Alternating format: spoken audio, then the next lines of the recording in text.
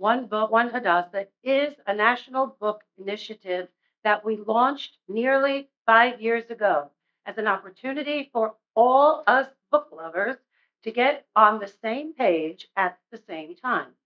While most of our author interviews are conducted virtually, our first in-person One Book, One Hadassah took place in Los Angeles in February 2024 with Ayelet Gundar Goshen, author of The Wolf Hunt.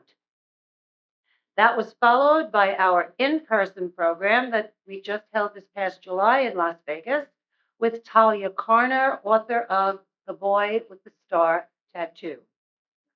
Hadassah began as a study group in 1912. It is on that foundation we build to encourage reading not just as an educational experience, but as the basis of a social network as well. How many of us have asked our family or friends, have you read any good books lately? What are they? Did you like it? Okay. Hadassah is proud to bring you books by authors who have the ability to take us on journeys we might not have found ourselves otherwise. Although we have predominantly dealt with fiction, this time we've been transported to a time and place in American history that probably was not all that familiar to you. I know it wasn't to me. Yet I found myself mesmerized by such a character, and I do mean character, as Mrs. Mandelbaum, talented or not. Who would have thought that such a woman would become an American organized crime boss? Biyachad, together, let's find out how and why from Frederica's biographer. Margalit Fox, considered one of the foremost explanatory writers and literary stylists in American journalism. Margalit Fox retired in 2018 from a 24-year career at the New York Times, where she was most recently a senior writer. As a member of the newspaper's celebrated obituary news department, she has written the page one send-offs to some of the best-known cultural figures of our era, including the pioneering Betty Friedan, the writer Maya Angelou, the poets Seamus Heaney and Adrienne Rich, the children's author Maury Sendak, and the advice columnist Dear Abby and Anne Rand. Margalit is the author of 4 previous narrative nonfiction books, Talking Hands, The Riddle of the Labyrinth, Conan Doyle for the Defense, and and The Confidence Man. In 2016, the Poynter Institute named her one of the 6 best writers in the Times history. Awesome. Original. Thank you. Originally trained as a cellist, she holds bachelor's and master's degrees in linguistics from Stony Brook University and a master's degree from the Columbia University Graduate School of Journalism. She lives in Manhattan with her husband, the writer and critic George Robinson, the author of Essential Judaism and Essential Torah. Margalit will be interviewed by our very own Lisa Hostein, who will mark her 10th anniversary as the executive editor of Hadassah magazine. Thank you. She is the first female journalist to lead the more than 100-year-old publication. Her prior experience includes serving as editor-in-chief of the JTA, the Global Jewish News Agency, and as the executive editor of the Jewish Exponent of Philadelphia. She, in fact, shattered the glass ceilings of all those media organizations as well as the first woman to helm these enterprises. Lisa has received numerous personal journalism awards from the Pennsylvania Newspaper Association, the Pennsylvania chapter of the Society of Professional Journalists, and the American Jewish Press Association, which has honored her with its award for distinguished service to Jewish journalism and where she has long served on its executive committee. She has also led the Hadassah magazine and the Hadassah magazine team to win nearly 50 Rock Hour awards from the AJPA, the American Jewish Press Association. Lisa lives in a suburb of Philadelphia with her husband and has two young adult sons. I am privileged to serve as her volunteer partner. We will be taking questions from our audience here in West Palm Beach. There are index cards, as you have probably found, on your seats and pens. So please feel free to write your questions and we will collect them about halfway through the program. It is my pleasure to turn the stage over to Lisa and Margalit. Thank you so much, Ellen, for that introduction and for being a great partner as a chair of the magazine. I really appreciate all the support that you give the magazine. And I am so thrilled to be back in person from sunny Philadelphia, sunny Florida, which of course is not as sunny as you might expect, but of course it's still a lot warmer than other parts of the country where you all are. So I welcome you who are here in person, Hadassah leaders and activists, new members, people who came from the local community to be with us just for this event.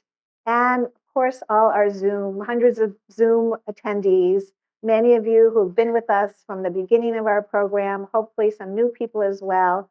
And I have to give a special shout out. See, I have Philadelphia on my mind. Any Philadelphians here or on Zoom? Why? Because at this very moment, our beloved Eagles are going for a spot in the Super Bowl. So anybody who is here with us or on Zoom, I appreciate that you have the right priorities. And now I want to welcome Margalit, Margot, as we call her, as her friends call her, and she said we should call her. So we're so delighted that you're here with us. Your book is so fascinating, as I'm sure most of you have found, and I'm sure some of you haven't yet read or finished the book, and I know that you will want to even more so after the program. It's such a fascinating exploration of not only this Jewish character, for sure is the right word for her, who just most of us had never really heard of, and we're going to delve into all that. But it's also such an interesting social and political and economic history of the Gilded Era, of the New York immigrant community, where so many of our own families started their American journey, of the emergence of the bank robberies and of organized crime and of the department store. That was one of the most interesting things I found. So we're going to delve into all that, but I'm going to start just by reading a very succinct description that you gave of Frederica Marm Mandelbaum, because I think this sets the stage. You write, revered in some quarters, reviled in others, Marm Mandelbaum, as she was known, towered over the city as an earthy, expansive, diamond-encrusted presence, self-made entrepreneur, generous philanthropist, thieves' mentor, and gracious society hostess who plied her illicit trade largely in the open. A swath of the public admired her. Many criminals adored her. Without question, a 20th century criminologist has written, the fullest attribution of energy, presence, and personal magnetism belongs to Ma Mandelbaum. So we're going to delve in, and just another reminder that you have cards and pens to write questions, so do not hesitate to share your questions. And I, of course, have a lot on my own. So, Margot, as a longtime obituary writer, you're used to writing about people's lives and eloquently so, and their stories and their history. So, how did you find this particular woman, and what inspired you to write a whole book about her? Well, as all of us will appreciate, like so many figures in women's history, Frederica Marm Mandelbaum was simultaneously there and not there, glimmering just below the surface of recorded history. Here's what I mean.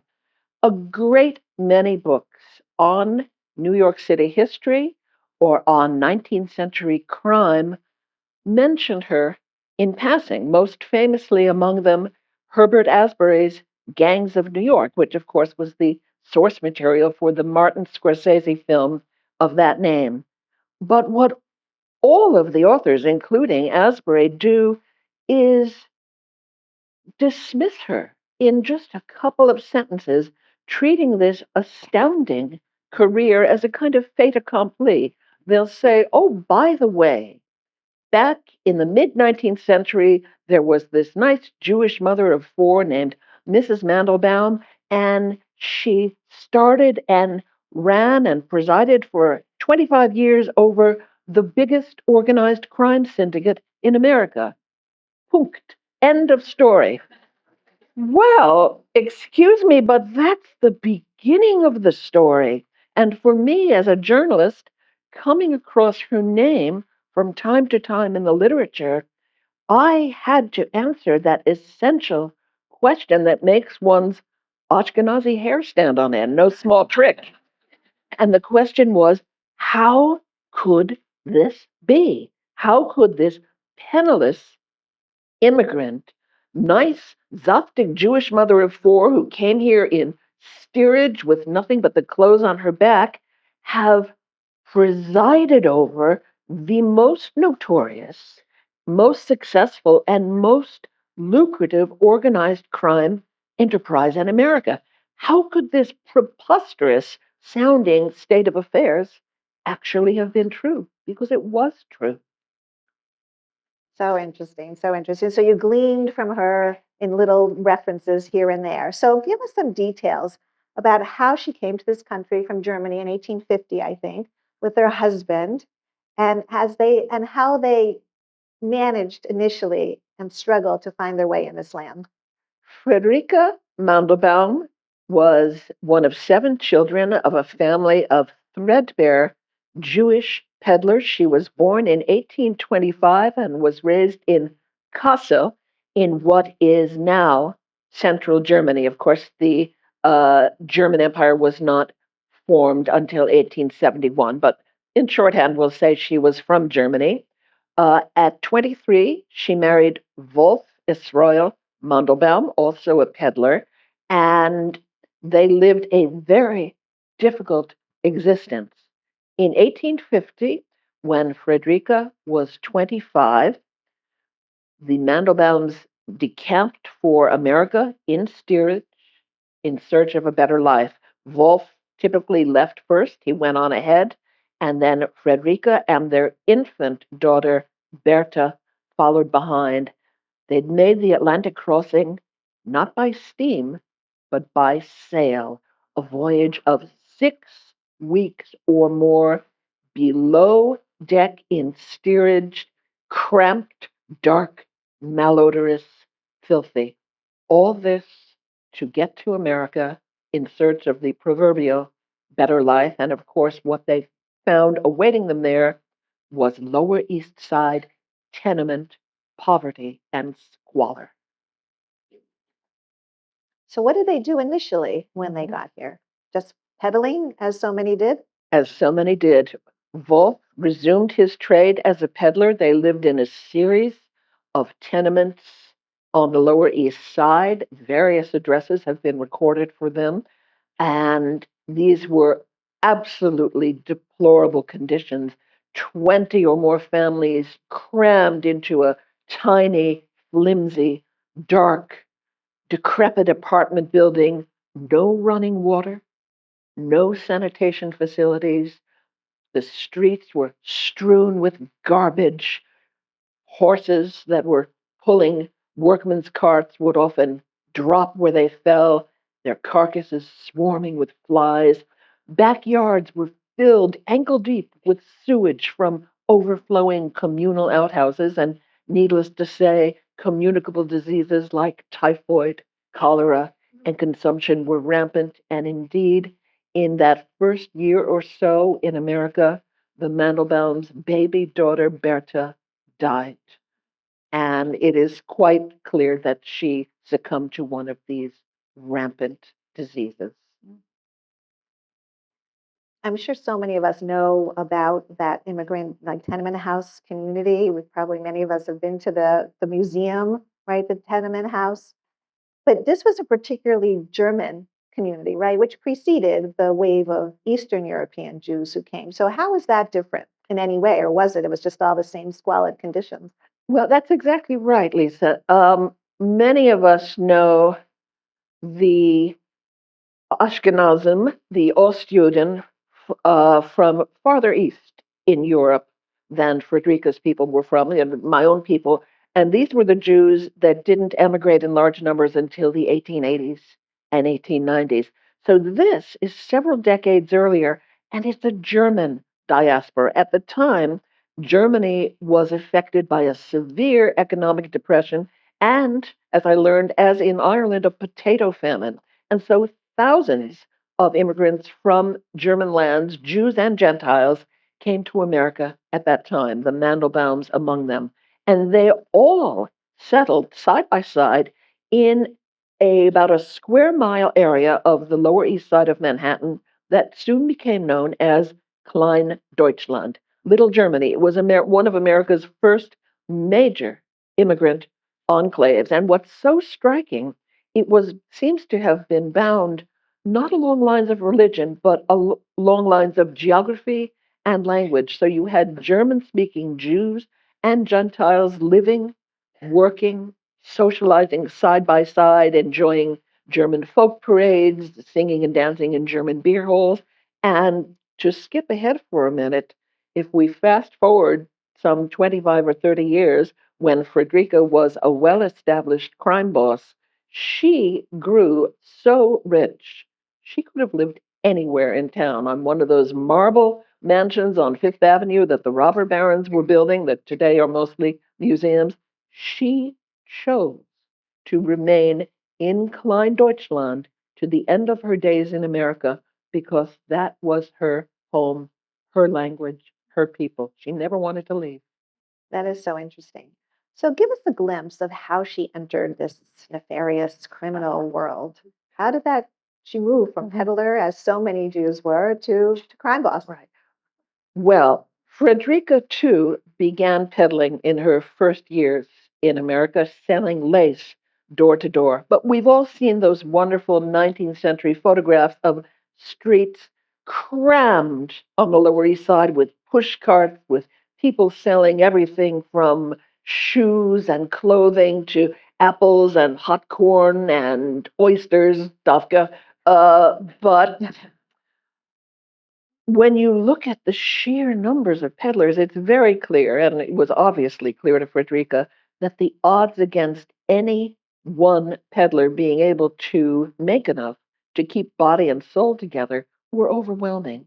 And so for immigrants, very few choices in legitimate commerce remained. For men, the jobs were dirty, dangerous, demeaning, things like hauling bricks and mortar on your shoulder, loading ship's cargo on the waterfront. There was no occupational safety. People were injured and killed all the time.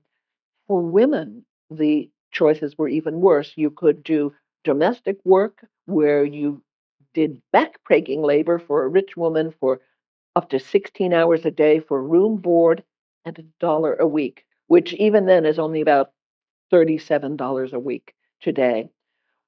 You could be a seamstress and go blind from making thousands of hand stitches every night by candlelight.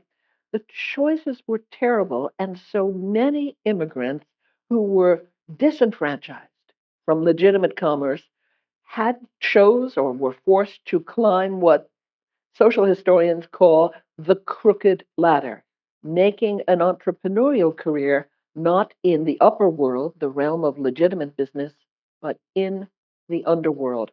What fascinated me was even in the underworld, there were many more job opportunities for men than for women. A man could become a fence, that is, a receiver of stolen goods. He could run gambling joints, numbers rackets, be hired muscle for bigger gangsters, or get out the vote for the Tammany Hall machine. But for women, who, for whatever reason, usually because they had children to support, sought to climb that crooked ladder and make some kind of a living, there were only two choices: shoplifting, and you all know what's coming, prostitution. Shoplifting was so small potatoes that you couldn't support your family on that. Prostitution was so dangerous that it virtually guaranteed a woman would die young. There was a study done in the 1860s that showed that for a woman entering that life, the average life expectancy was just 4 years. So if you're Frederica Mandelbaum, you're faced with those two choices. What do? Well, she's already peddling, so she starts to handle better and better goods that are, let us say, of dubious provenance. Things brought to her by this whole subsistence economy of pickpockets and petty thieves. She asked no questions about where the stuff came from and quickly turned around and resold better and better and more expensive items as a profit. That was the beginning of it. That was how Friederike Mandelbaum established herself as a fence, a receiver and reseller of stolen goods. Mm, that's so fascinating. And one of the really interesting pieces that you get into at length, you write that Frederica was marginalized 3 times over as an immigrant, a woman, and a Jew. And you addressed that a little bit. But how did the gender and ethnic prejudices over time affect her ultimate path? Well, as we know, she was marginalized 3 times over in two spheres at once. One, needless to say, is she was completely shut out from making it in so-called polite society. And, irony of ironies, she became, in her milieu, a sought-after society hostess whose engraved dinner party invitations were as coveted as invitations to what Mrs. Astor might be giving uptown. But she was also marginalized from making any kind of a living in the world of legitimate commerce. What's striking is German women, Gentiles and Jews, expected to work. In the old country, their work had meaningfully contributed to the family economy. And in the case of Jewish women, it freed their husbands to study Torah and Talmud.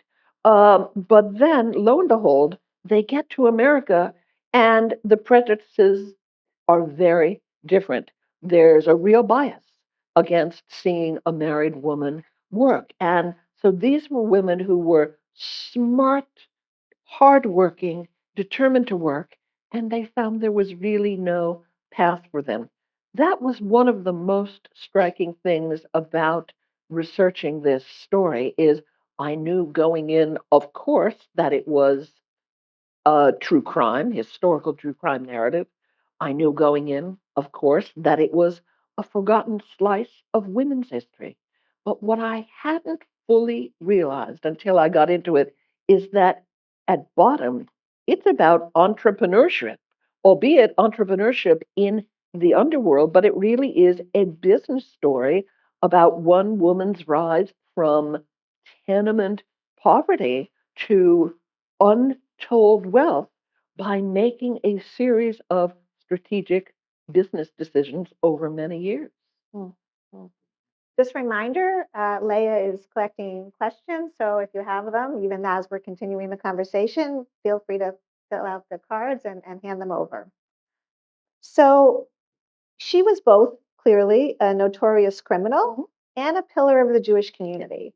So how did she reconcile these two things, or did she? Did she try to compartmentalize these pieces of her life? What can you tell us about that? Well, to some extent, that can't be known. And I should explain that whenever any writer undertakes to write historical nonfiction, of course, your first port of call is always to the archive of personal papers that your subject has very thoughtfully left behind for posterity. Well, guess what? In Mrs. Mandelbaum's case, there weren't any. Friederike Mandelbaum was no fool, and she, I feel absolutely safe to say that she clearly would have known that in her line of work, you do not commit anything to paper. That is professional suicide, and can land you in the Hoosgow for a really long time. So, what do you do then? And my process was very much akin to that of a prospector panning for gold, where I spent well over a year sifting hundreds and hundreds of 19th century newspaper accounts, court records, various other things, memoirs by her contemporaries on both sides of the law, which was really interesting, looking for these glimmers of her life, and then hopefully being able to assemble them all together, collage like, to get the full woman. But all that said, because she left no papers, I realized right away it would be very dangerous for me to impute any inner state to her knowledge, belief, resolve, thought, because she was not one who kindly wrote, "Dear diary, today I knocked over a bank." So, however, in answer to the question about Jewish consciousness, I got lucky. My gut feeling is that she did not see any dissonance that needed to be reconciled because everyone, whether it was these scrappy new immigrants in the underworld downtown, the robber barons in their mansions uptown, they were all after the same thing. They were all after capital, they were all after better lives, and supporting the Jewish community was part of that. I lucked out that there was one historian at Columbia University who did a doctoral dissertation on Mrs. M about 15 or 20 years ago, and she found evidence that she had been a benefactor to her shul, Rodolph Sholem, which was then on the Lower East Side, is now still going as a reform shul on the Upper West Side. And to jump ahead in Mrs. M's life without giving too much away, after 25 years as a baroness of organized crime, and she had a whole organization, men and women, working for her, stealing really good stuff. Um, there were first, she started small with shoplifting, which the advent of the department store made viable. And then she had housebreakers working for her, jewel thieves, and eventually bank robbers. So she was having her people steal gold, silver, diamonds, and eventually this marvelous new thing, paper money, greenbacks, that with their advent during the American Civil War made bank robbery a wonderfully going concern for this new breed of criminal. Wasn't really viable before. Now, when she had done all this for 25 years and grown fabulously rich, in the 1880s, the culture started to change and reform campaigns came in. The law started to close in on her. She lived the last 10 years of her life out of the country as a fugitive from the law. She knew if she set foot in the United States again, she would be arrested and imprisoned. However, during that 10 years, her youngest child, who was still a teenager, died back in New York. This was the 1880s, well before antibiotics, and people just routinely died, in this case of pneumonia. Well, Frederica knew she was risking imprisonment, but she had to bid farewell to her child one last time. So, probably in disguise, she travels covertly to New York, showers kisses on the dead child back at the Lower East Side. The Mandelbaum family was so famous that news of the child's death had made the New York papers, so it was well understood that the police would be watching Jewish burial grounds around the city in the hope of arresting Frederica when she came for the funeral. So some bright person in Frederica's entourage said, "Hey, let's give the kid a Christian burial instead. The cops won't be looking there." And despite the considerable risk to herself, Frederica would have none of it.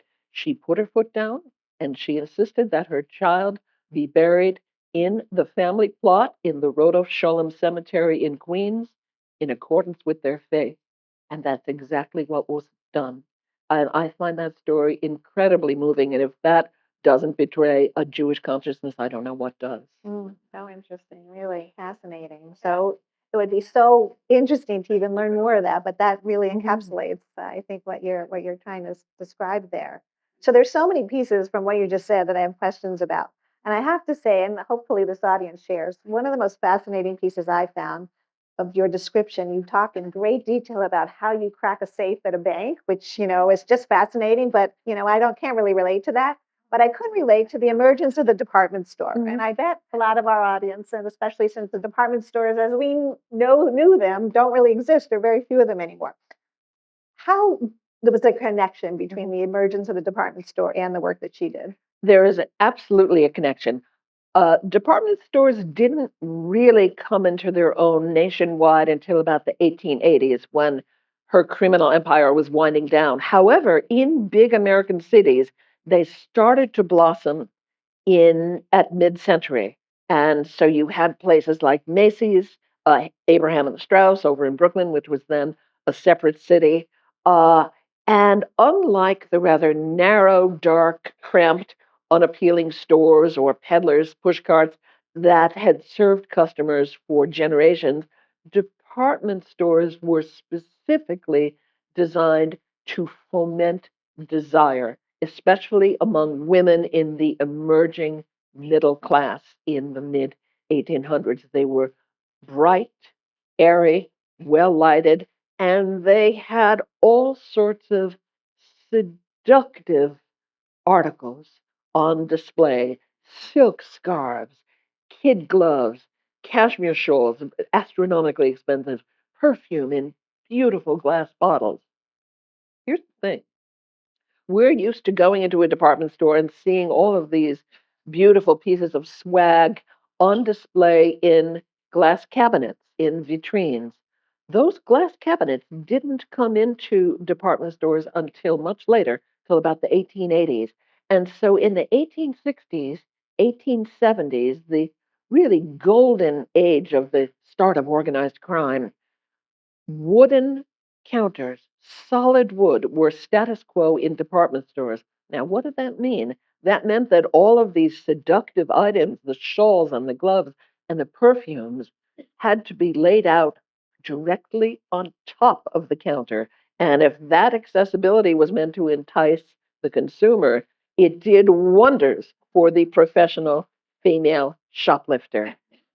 And there were literally instruction manuals for crooks to improve their paydays. They told women shoplifters how to dress. Of course, the period already afforded stowage room in the form of long skirts. But there was more work to be done. And a professional shoplifter would take a muslin bag that went under her gown, straps over the shoulders. The bag itself hung out of sight under her skirt between her legs. There would be a slit in the bag on the side and a corresponding slit in her skirt. And so all she had to do was sit down at the counter, ask for, many different pairs of kid gloves to be shown, and when the clerk's back was turned, just sweep some stuff off the counter, pop them into through her skirt, pop them into the bag, and move on to the next counter and repeat the whole process until the bag was filled up. And so it is no exaggeration to say that the advent of the department store basically made shoplifting a viable profession for underworld women. That's the kind of detail that you get in this book. So if you haven't read it yet, you really want to. On a more serious note, there was a lot of anti-Semitism at that time. And like you said, I mean, this is what's so interesting, that she was written about very often in newspapers. She was a well-known figure, but yet she was lost to history. But at that time, there were articles about her. There were even cartoons that were anti-Semitic. Tell us about how she was portrayed and how that affected her. Did she care as far as you could tell? As far as I could tell, I don't think she did care. And, she was this enormous, physically enormous, imposing figure. She was recorded as having been almost 6 feet tall and weighing nearly 300 pounds. So, in that age, particularly, she towered over everything. And I think she had tremendous self confidence.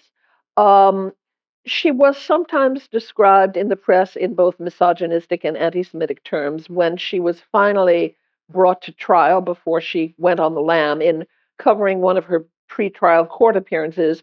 My own paper, I mean, this is the 1880s, the New York Times said something like, she is a dark-skinned Jewess with heavy dark brows and a scowling countenance. It was very Victorian, just knee-jerk, reflexive Victorian era anti-Semitism and misogyny.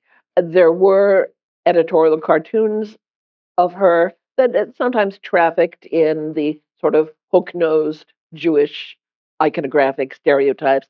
But what was so interesting to me reading all of these newspapers was how famous she was. And I'll give you an example. There is one newspaper description of her in the 1880s, not negative. It kind of combines the grudging admiration and sort of Victorian prudish horror that informed a lot of news accounts of her. It said she is, her attire is at once gorgeous and vulgar. She is given to wearing $40,000 worth of jewels at once. That's well over $1 million in today's money. But here's the striking thing, that account was not in any of the New York papers. It was in the Cincinnati Enquirer, one of the. That's how famous she was. When she died in the 1890s, her death was covered as far away as London. And so, in almost certainly in any big city in America, if you said the name Mar Mandelbaum or Mother Mandelbaum, readers would know who that was. Hmm. So interesting. We have a lot of great questions from the audience, so I'm going to turn to them, even though I still have a lot more, and some of them are the same. And this one is actually one that I had. So, what was her husband's story? We hear very little about him, right? Was he involved? Was he, a sidekick? Was he an accessory, or did he just not know how to do anything? This tells me what a powerful, strong, independent woman she was. We don't know much about Wolf Mandelbaum, but we have a wonderful account of the Mandelbaums as a couple from a man with the wonderful name of George Washington Walling. And George Washington Walling was New York City's chief of police during Frederica's heyday. And contemplating the Mandelbaums jointly, he had this to say, and it's such a great quote, it's long since burned into my brain. He wrote, "The woman took the lead in these nefarious transactions. She was a thorough businesswoman. Her husband was a non-entity, a nebbish." And so it's pretty. He used that term? No, that's mine. It's pretty safe to assume that Wolf Mandelbaum turned a blind eye to why this family of peddlers was suddenly growing so rich. And I should point out that although by Friedrich's choice they remained on the Lower East Side in Kleindeutschland, she eventually bought a whole building on the corner of Clinton and Rivington Street, and she had a very modest, unassuming haberdashery shop on the ground floor that was the front for her real business. Behind a barred locked wall. She had all of these secret chambers where the swag was sorted and priced and stored, trunks brimming with diamonds and jewels. And then upstairs in the family's private apartments, it was like the Palace of Versailles, gold, crystal chandeliers, mahogany dining table that could seat, 20 for her dinner parties. There's a thorough description of it in the book. But it's pretty clear that Wolf just didn't know, didn't want to know why they were suddenly doing so well. As it happens, he died probably of consumption in the 1870s, and they had gone on to have four more children. So by then, she was sole support of her family of five, and she was able to support them in high style. Hmm. So speaking of her family, we have a couple questions. Are there known descendants, and were you able to track them down at all? Was there any family involved in your work? I was able to trace right away her descendants down two generations to the level of her grandchildren. And the reason I know this is in the 1920s, there was a petty criminal in New York, a woman named Dorothy Blower, a young woman, who made the papers a couple of times for pretty trivial things. Once was passing a bad check, and it must have been a really slow news day. And the other was, again, it's very much of its time, stealing a fur muff from another woman. But Dorothy Blower, and this the papers, of course, had a field day with, was Frederica's granddaughter, the child of her oldest daughter, Sarah. And Frederica was by this time long dead, but I have a feeling she would have looked on her granddaughter's petty crimes with nothing but disdain. They certainly weren't bringing in any money. It's not, unfortunately for me, Mandelbaum is such a common Jewish name that it's difficult to trace the family beyond that. I did actually, the last time I was speaking in Florida, uh, in Boca, I did a few months ago meet a man whose last name is Mandlebaum. He's an upstanding citizen, a lawyer, originally from New York, but he is a collateral descendant of Frederica's husband, Wolf. Wolf is this man's, great, great, great something granduncle. And so the family name continues, but more about specific descendants, I do not know. Mm. What surprised you most in researching her life? Well, I think the fact that I was able to conjure her whole from all of these little glimmers, that came as an enormous relief. And also how different her brand of organized crime was from the organized crime we all know from movies and TV, from Elliot Ness and the Untouchables going after gangsters. She and this was one of the things that I felt gave me permission to write the book, and at least in certain instances, in recounting these clever capers that she engineered, to some extent celebrate her as a kind of charming, resourceful, rogue figure. Uh, First of all, the sheer age of the story gave me that this is 150 years in the past, so she can be looked on as a kind of folk hero, and she was certainly looked on as a Robin Hood figure by her contemporaries in her own time. And the other thing, this is crucial, and this I would not have known going in. When we hear the words organized crime, we think of the very unpleasant big man in spats and pinstripes with a Tommy gun during Prohibition, mowing people down on St. Valentine's Day. She did none of that. Happily for me, her brand of organized crime was overwhelmingly nonviolent. She was only interested in what she might have euphemistically called the genteel redistribution of personal property. And she wasn't having anyone whacked. She wasn't having her boys break anyone's kneecaps. Strikingly, that behavior came in only later when the boys muscled in and took over organized crime. And so that was a great surprise and a great relief because I did feel that gave me permission to go ahead and celebrate her, at least to an extent. Mm. Well, I'm glad you raised that because I wonder if you get any pushback because here she was a Jewish woman, an immigrant. We all know Jewish immigrants who came who were seamstresses and they didn't do very well. But do you worry that, some people who with a very strong Jewish connection feel like, taking the criminal path is not the right way to go? Well, I am asked that reasonably often when I lecture on the book. And again, the answer is threefold. I began work on this book 4 or 5 years ago, before the the contemporary things that are so concerning to us all happened. But again, I did feel, even then, that I had to interrogate the material very closely in order to give myself permission to write a book, a somewhat lighthearted book about a criminal figure. In the book, there's no getting around the fact that she was a career criminal. She engaged other people to do crimes on her behalf. But again, three things gave me permission, and I've actually already mentioned two of them and alluded to the third. One is the sheer age of the story. When we're writing about people and events that are literally a century and a half in the past, I don't think any thinking person would be foolish enough to make generalizations about the modern Jewish condition or the modern Jewish mindset based on that. It's a very different world that's, long ago in the midst of time.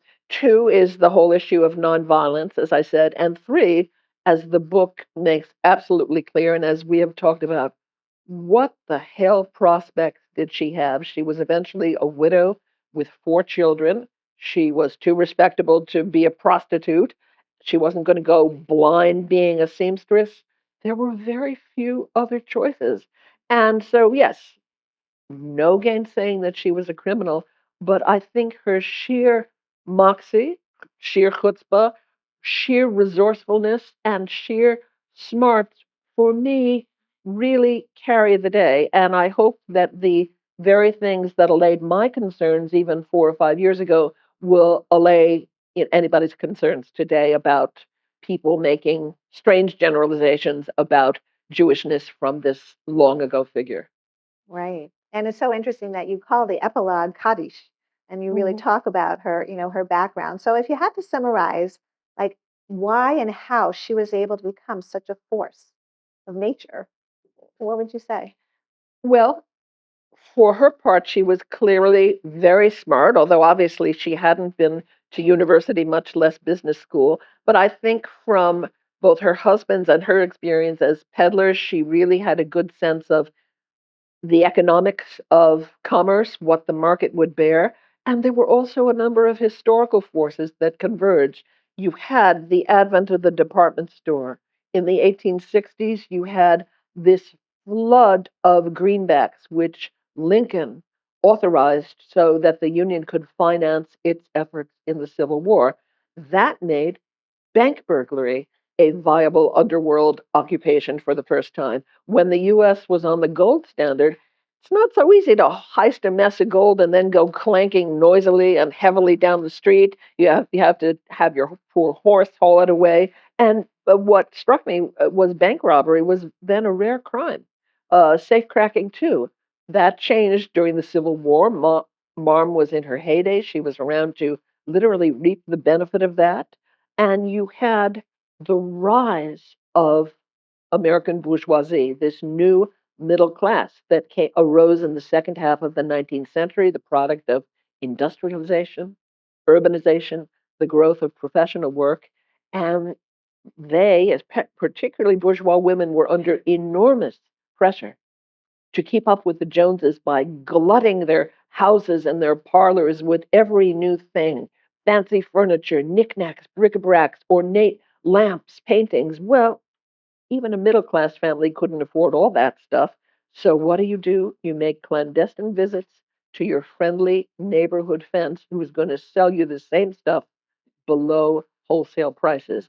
And so Frederica brilliantly learned to capitalize, literally capitalize on all of these social forces. Well, you don't have to tell a bunch of Hadassah women how to be smart, right? I mean, we know what that's all about. Somebody you kind of alluded to this also in one of the questions is, and we know, and we've talked a lot about on our programs about the anti-Semitism that some Jewish authors have been experiencing with Jewish themed literature these days. Have you experienced any pushback or negative reviews or anything like that as a result of this book? Kinahora, I have not.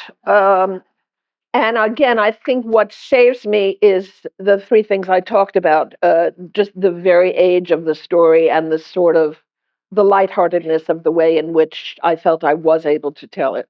Yeah, well, we're definitely happy to hear that. So my final question is, you again were a acclaimed obituary writer, and in fact, the New York Times in recent years started a project, I think probably while you were still there, called Overlooked, Mhm. trying to go back and write obits about women in history who had been overlooked because I don't know what, like 20% of the obituaries over the years were women. Now she did get an obituary, right? I think I saw that, and the headline was "Old Mother Mandelbaum is Dead." So, but I want to know if you were writing that obituary, and I guess I would ask you now as opposed to then, because like you're talking about, there's a different perspective. What would your headline be and what would your lead be? Oh my goodness, you're really putting me on the spot, Lisa.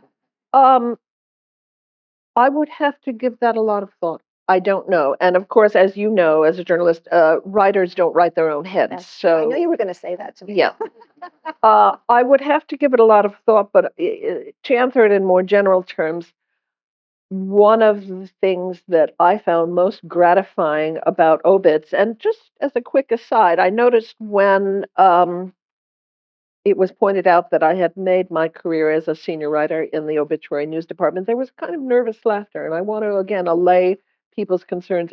It's the best damn job in journalism because you are paid to write people's stories.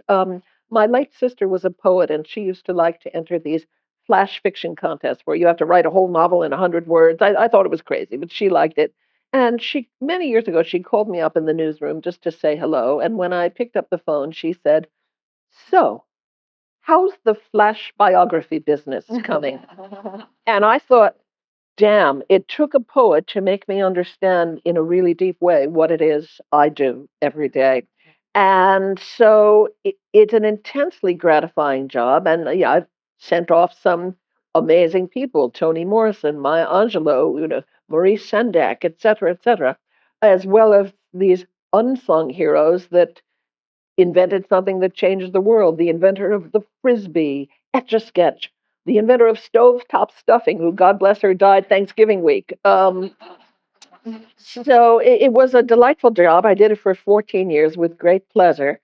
But the really salient thing is not just to recite the facts of a life, but to put it in some kind of social context. To return to Lisa's question, that is exactly what I would do with Frederica. Not simply this is what she did, but here is how she got that way and why. And I hope that that is what the book does on a larger scale. Absolutely, absolutely. And I do have to say, as being a journalist, that the role of obituary writer has really achieved major esteem in our profession because, as you know, having read Margot's work over the years and many others, like it really is fascinating. And the good obituaries are really literary pieces. And we appreciate all that work that you did. We appreciate the book that you wrote, and we mostly appreciate that you were here with us today. So thank you so much. Oh, my pleasure. Thank you.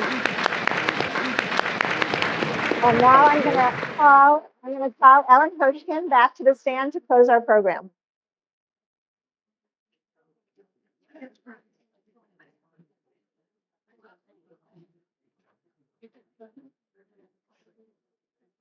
So, did you enjoy? Those of you who didn't read the book, sorry.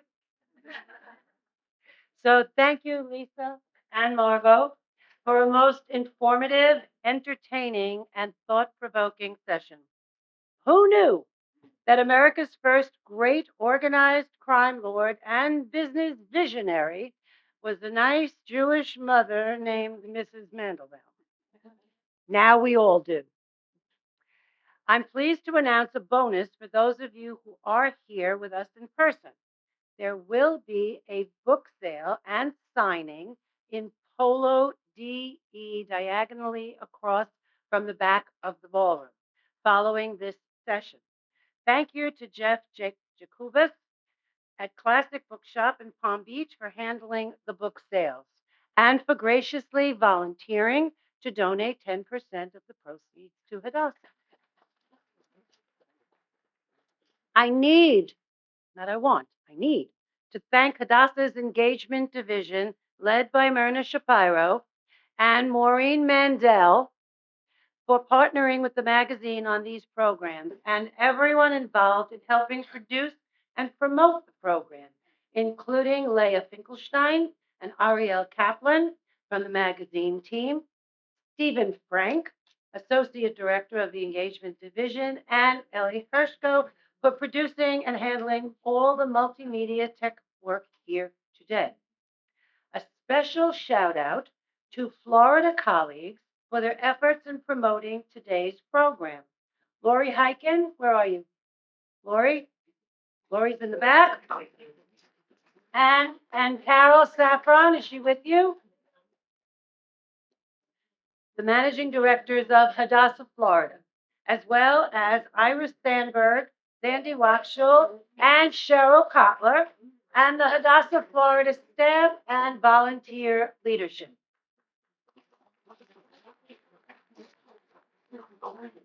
Please feel free to continue to enjoy your time together and schmooze with your friends and or make new ones. Books can often be the cornerstone of building relationships. Thank you again to our in-person audience and to those of you who have chosen to join us via Zoom. Hundreds of our loyal One Book, One Hadassah participants, as well as brand new viewers. If you appreciate these programs as much as we enjoy bringing them to you, we hope you will consider making a donation to Hadassah to help defray the cost of our programs and to support our life-enhancing work, both here and in Israel. Our Hadassah Medical Organization and our youth Aliyah villages serve to heal body and soul. And the Zionist youth movement, Young Judea, is a continuity builder for our future. If anyone here is interested in membership or donations, please speak with Lori, again in the back corner.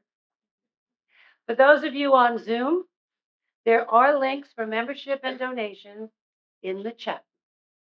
And for a note on future programming, join us virtually on Thursday, February 20th at 7 p.m. Eastern Time as Lisa hosts a discussion on the legacy of Anne Frank and her best-selling diary. Panelists include Ruth Franklin, author of the upcoming biography, The Many Lives of Anne Frank, and Professor Doyle Stevick, Executive Director of the Anne Frank Center at the University of South Carolina and Educational Advisor to Anne Frank, the exhibition, which recreates the annex where Anne and her family hid in Amsterdam, and which opens this month at the Center for Jewish History in Manhattan. Come visit.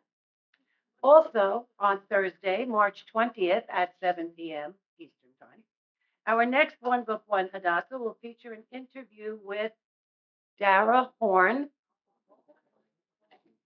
a three-time National Jewish Book Award winner, about her latest work, the Passover set graphic novel, One Little Goat, and about the alarming rise and historical roots of anti-Semitism.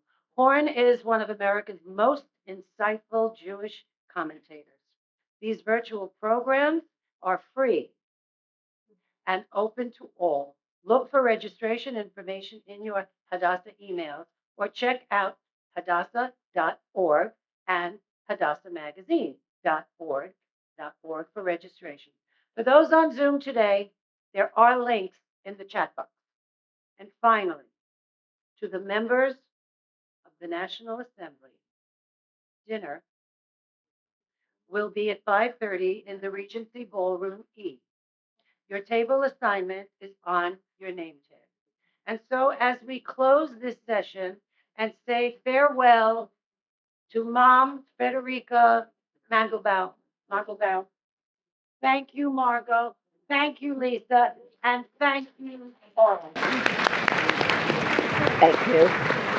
Oh, it was fabulous. Oh, good.